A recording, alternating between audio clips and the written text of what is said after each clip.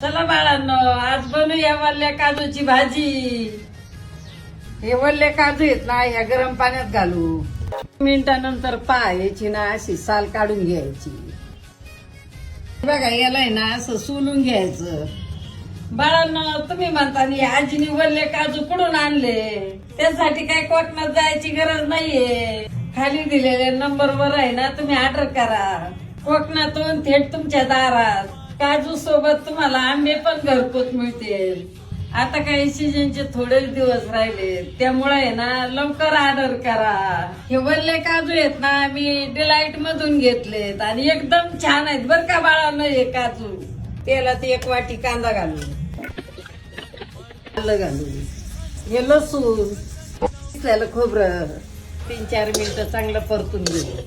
मिक्सरच्या भांड्यामध्ये घालू, त्याला बारीक करू. तेल, 1 चमचा गरम मसाला घालू, 1.5 चमचा तरीची मिरची पावडर परतून घेऊ. थोडस पाणी घालू, त्याला 2-3 मिनिटं शिजून घेऊ. वाटण घालू, वाटणाचं पाणी ही घालू, मीठ. किती छान तरी आली भाजीला. आता वरून हिरवी कोथिंबीर घालू.